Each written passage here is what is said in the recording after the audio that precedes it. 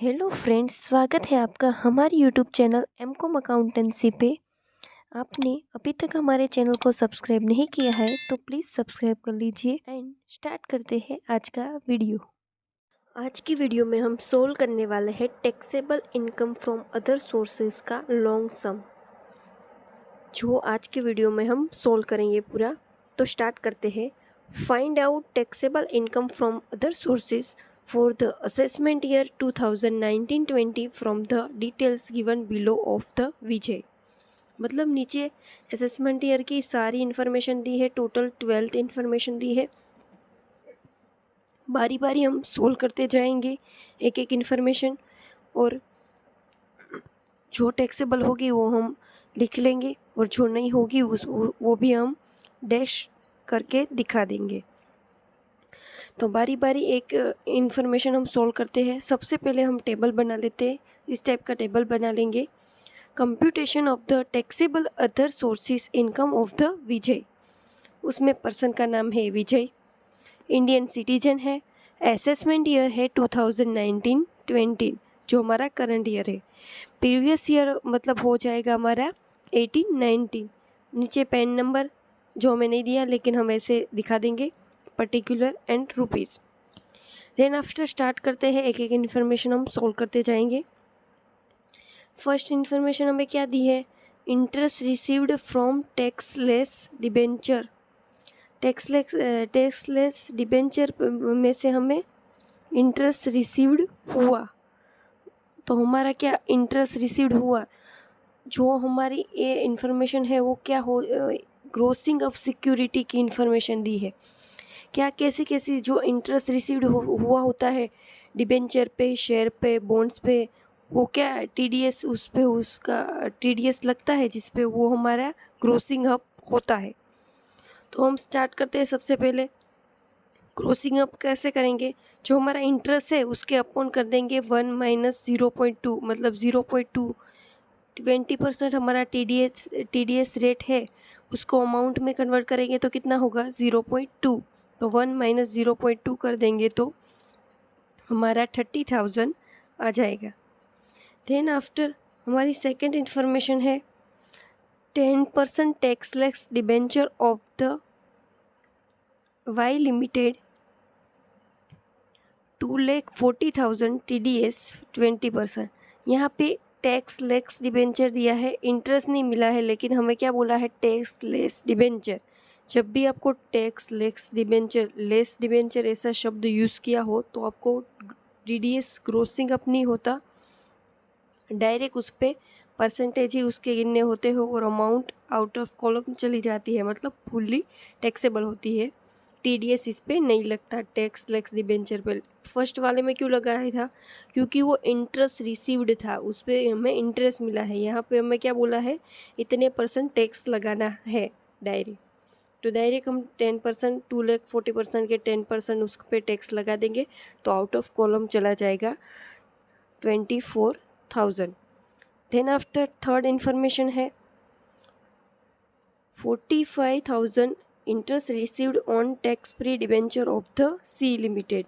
तो ये तो सेम फर्स्ट वाला हम जैसे सोल्व किया था वैसे ही करेंगे, क्योंकि यहाँ पे क्या है? Tax free debenture and interest received. Interest received ऐसी शब्द यूज़ किए होते हो तो उस पर हमारा क्या होता है? जो डिबेंचर होता है वो हमारा जो टैक्स होता है वो हमारा क्या होता है? Grossing up. तो हम ग्रोसिंग अप फर्स्ट वाले के जैसे सेम टू सेम कर लेंगे। 3 लाख के पहले 15% निकालेंगे तो हमारा आ जाएगा 45,000। उसके ग्रोसिंग अप कर लेंगे 1 माइनस कितना रेट है? 10%, तो 1 - 0.1 तो कितना आ जाएगा? 0.9। 45,000 अपॉन 0.9 कर देंगे तो हमारा आ जाएगा आउट ऑफ कॉलम में 50,000। यहाँ पे मैंने लिख लिया है, सेम 50,000 हमारा आ जाएगा। नेक्स्ट हमारी फोर्थ इंफॉर्मेशन में भी सेम वही होगा। क्या है? 15% tax free debenture of the E limited 3 lakh TDS 10%।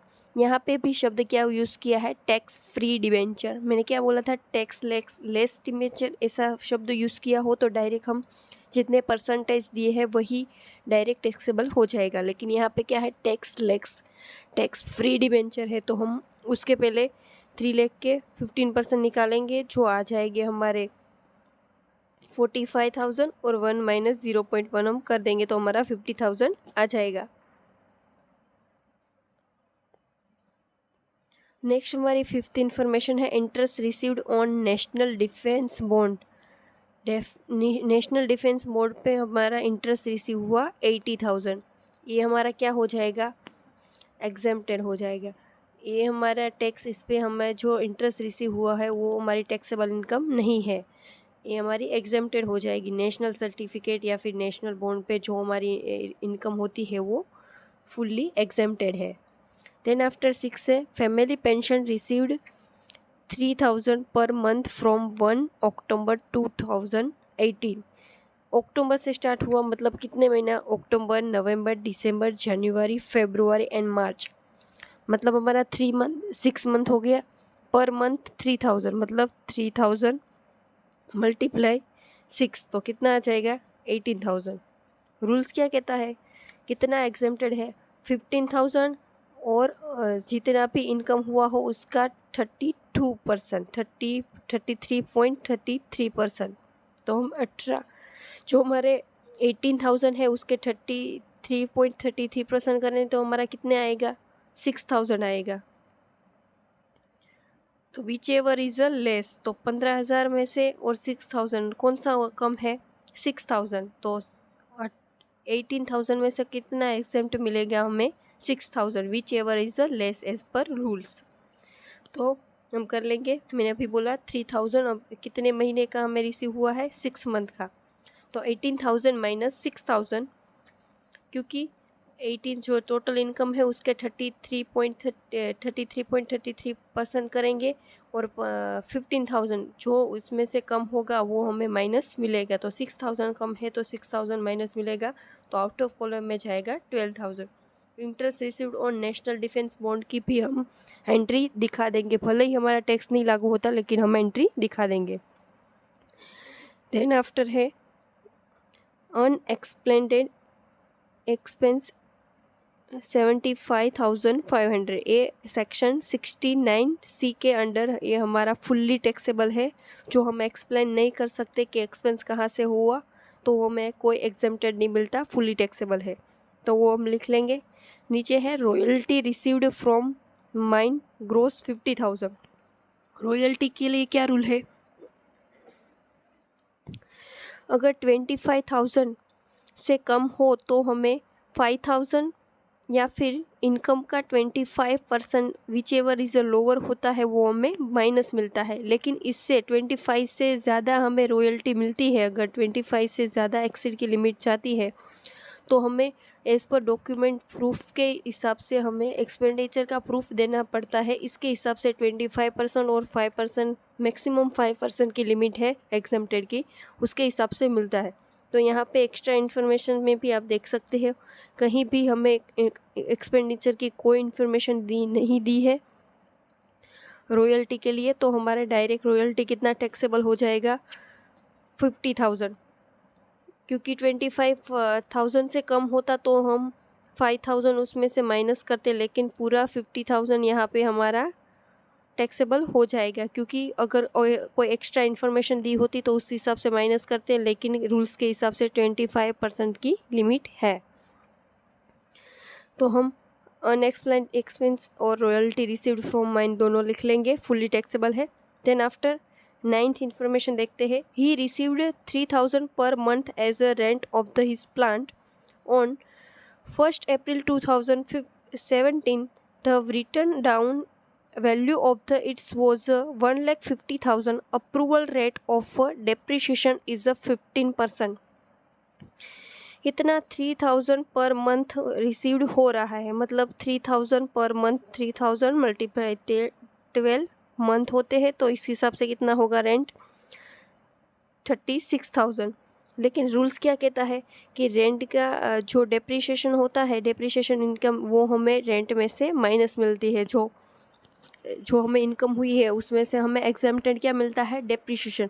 लेकिन डेप्रिसिएशन के लिए क्या बोला है, रिटर्न डाउन मेथड बोली है और 1 अप्रैल 2017 को। तो हमारा करंट ईयर है 1 अप्रैल 2019 तक हमें पहुंचाना पड़ेगा। तो सबसे पहले हम कैलकुलेट कर लेते हैं कि जो हमारा असेसमेंट ईयर है उसके हिसाब से हमारा डेप्रिसिएशन कितना आता है। जो हम रिसीव्ड कितनी हमारा रेंट हुआ है 36,000, उसमें से माइनस करेंगे। तो 1 अप्रैल 2017 को हमारा रेंट कितना दिया है 1,50,000, माइनस करेंगे 15,000 तो आएगा 22,500। अगर हमारा 17 असेसमेंट ईयर होता तो हमारा कितना डेप्रिसिएशन माइनस होगा 22,500। लेकिन हमारा तो माइनस करेंगे तो कितना आ जाएगा 1 अप्रैल 2018 को हमारा 1,27,500, क्योंकि रिटर्न डाउन मेथड है तो कम होता जाएगा डेप्रिसिएशन। -15% करेंगे तो 19,125 और आ जाएगा 1 अप्रैल 2019 को हमारा 1,08,375।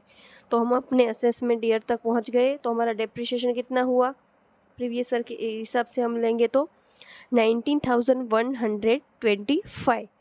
ये डेप्रिसिएशन हमारा माइनस मिलेगा। टोटल हमारी इनकम कितनी हुई 30,000 हमारा रेंट रिसीव हुआ, उसमें से माइनस करेंगे 19,125। तो जब भी आपको अगर आगे के इन्फॉर्मेशन दी हो और रिटर्न डाउन मेथड हो तो हमें पहले माइनस कर करके अपने असेसमेंट ईयर तक पहुंचना पड़ता है और वहाँ ईयर के हिसाब से जो डेप्रिसिएशन लागू होता है वो हमें माइनस मिलेगा रेंट में से। तो हम इसकी इन्फॉर्मेशन ऐसे दिखा देंगे। रिसीव्ड रेंट 36,000, अभी मैंने बोला था 3,000 पर मंथ है और 12 मंथ, माइनस डेप्रिसिएशन हमें माइनस मिलेगा 19,125 हमारे असेसमेंट ईयर के हिसाब से। नेक्स्ट है 10 इन्फॉर्मेशन। ही रिसीव्ड 5,000 पर मंथ एज रेंट फ्रॉम सब टेंटेंट। ही paid 3,500 per month to owner of the house. जो उसको इनकम रिसीव्ड हुई है 5,000, कितनी है 5,000 पर मंथ, मतलब 5,000 मल्टीप्लाई करेंगे 12 तो हमारा आ जाएगा 60,000। लेकिन जो उसने एक्सपेंस किए हैं वो उसको माइनस भी लेंगे। एक्सपेंस माइनस करने के बाद जो इनकम बचेगी वो टैक्सेबल हो जाएगी। तो हम दिखा देंगे अपने स्टेटमेंट में। Received rent from sub tenant 5,000 multiply 12 month, 60,000 minus paid कितने किए हैं पर मंथ 3,500 मल्टीप्लाई 12 करेंगे तो 42,000। तो हमारी टैक्सेबल इनकम हो जाएगी 18,000। नेक्स्ट है हमारे 11 इन्फॉर्मेशन देखेंगे। Winning from lottery net amount दी है 1,40,000। नेट अमाउंट दी है मतलब हमें पहले ग्रोसिंग अप इसकी अमाउंट है वो फाइंड करनी पड़ेगी। डायरेक्ट नेट अमाउंट हम टैक्सेबल नहीं, हमारी जो ग्रोस अमाउंट होती है वही डायरेक्ट टैक्सेबल होती है लॉटरी की। तो इसके लिए कोई इन्फॉर्मेशन दी है, देख सकते हैं लास्ट लाइन में क्या लिखा है। The rate was a TDS on casual income is a 30%, मतलब 30% के हिसाब से इसका ग्रोसिंग अप हुआ होगा। तो हम ग्रोसिंग अप के पहले की जो अमाउंट थी वो फुल्ली हम कैलकुलेट कर लेंगे, क्योंकि जो लॉटरी की हमारी विनिंग की जो भी अमाउंट है वो फुल्ली टैक्सेबल है। तो 30,000 कर लेंगे तो 1,40,000 अपॉन ग्रोसिंग अप कितना हुआ है 1 माइनस 0.3, तो हमारी आ जाएगी 2,20,000। वरना फिर आप दूसरी मेथड से भी कर सकते हैं कि 1,40,000 है वो हमारा किस पे होगा 70,000 पे हमारा कितना है 30% हमें दिया है कैजुअल इनकम के लिए।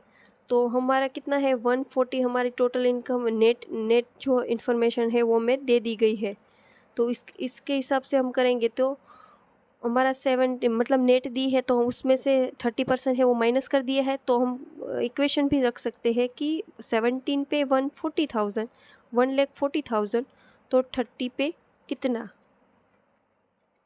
तो हमारा कितना आ जाएगा। वैसे भी करेंगे तो आप 70 मतलब डायरेक्ट ग्रोस अप करके हमें अमाउंट दी है ना, ब्रैकेट में लिखा ही है नेट, तो 17 पे 140 तो 13 पे कितना, तो कितना आएगा 60,000 आएगा, वो हम इसमें प्लस कर देंगे तो हमारा टोटल 2 लाख आ जाएगा। सेकेंड मेथड ऐसे भी आप कर सकते हैं। नेक्स्ट है 12 नंबर की इंफॉर्मेशन है, he received interest on 8,000 from unorganised provident fund is which proportion between employer and employee was 3:1। उसका रेशो दिया है 3:1। तो इसमें हमें क्या, हमेशा टैक्सेबल होता है एम्प्लॉय का, हमेशा जो पार्ट होता है एम्प्लॉय का वही हमारा टैक्सेबल होता है। हमेशा आपको याद रखना है कि टैक्स यहाँ पे जब भी आपको अनऑर्गेनाइज्ड प्रोविडेंट फंड कैलकुलेट करना हो तो जो एम्प्लॉय का पार्ट होता है वही टैक्सेबल होता है। यहाँ पे डायरेक्ट हमें उसका इंटरेस्ट है वही दे दिया है, तो हमें कोई कैलकुलेट करने की ज़रूरत ही नहीं है। डायरेक्ट हम 8,000 का प्रोपोर्शन निकाल लेंगे, कितना है एम्प्लॉय का 1/4, तो हमारा आ जाएगा 2,000, वो टैक्सेबल हो जाएगा फुल्ली एम्प्लॉय का। तो हमने लिख लिया है 2,000 हमारा फुल्ली टैक्सेबल हो गया। तो यहाँ पे हम टोटल कर लेंगे, हमारा टोटल करने के बाद हमारी जो नीचे इन्फॉर्मेशन दी है वो एग्जम्प्टेड के हिसाब से देख लेंगे। Which proportion on all the above security received on 30 June and 31st December on 1st April 2018, a loan 1,50,000 was taken at the rate of 15% to purchase the debenture of a Y Limited।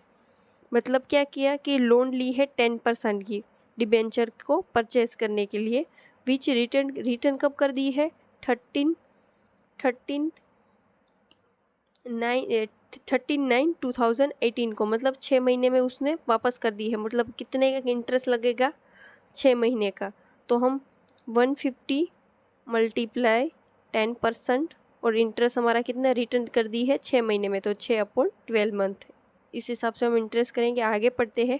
Half debenture was E limited was sold at 150,000 to return a loan. जो loan को return करने के लिए इतने debenture उसने बेच दिए। उस पर सेलिंग एक्सपेंस लगे 5,500 was paid. Rate was the TDS on casual income. ये तो हमारी ऊपर की इन्फॉर्मेशन है, उसके लिए दिया है TDS rate casual income. Selling expense हमें एक्सेप्टेड नहीं किए मिलेंगे, क्योंकि जो हमने पर्सनल अपनी इनकम कमाने के लिए या फिर पर्सनल यूज़ के लिए जो एक्सपेंस किए हैं वो हमें एक्सेप्टेड नहीं मिलते। अगर जो बैंक का कलेक्शन चार्जेस या फिर ऐसा कुछ होता है इसमें तो वो हमें एक्सेप्टेड मिलता। तो सिर्फ एक्सेप्टेड हमारी कौन सी इन्फॉर्मेशन होगी, जो लोन पे हमें इंटरेस्ट लगा है वो हमारा माइनस हो जाएगा। तो वो कितना है, अभी मैंने कहा 150,000 मल्टीप्लाई 10% और कितने 6 महीने में हमने वापस कर दी है, तो 6/12, तो 7,500 हमारा माइनस डिडक्शन हो जाएगा। तो टोटल हमारा ऊपर का आया था 5,28,375 माइनस करेंगे 7,500, तो हमारी total taxable income under the other sources आ जाएगी 5,20,875। तो यहाँ पे हमारा लॉन्ग सम ख़त्म हो चुका है। मोस्ट ऑफ हमने जो इनकम फ्रॉम अदर सोर्सेज के हिसाब से जो भी इंफॉर्मेशन के हिसाब से जो ग्रोसिंग अप होती है या फिर कोई नए जो स्टेटमेंट के हिसाब से हमारा सोल होता है वो हमने यहाँ में देखा है। और भी जो इंफॉर्मेशन अलग है, जो अलग सोल होती है, वो हम नेक्स्ट के वीडियो में देखेंगे। तो हमारे चैनल के साथ जुड़े रहे। Thank you for watching video अच्छा लगा तो वीडियो को लाइक कर दीजिए, चैनल को सब्सक्राइब कर दीजिए। Thank you for watching video.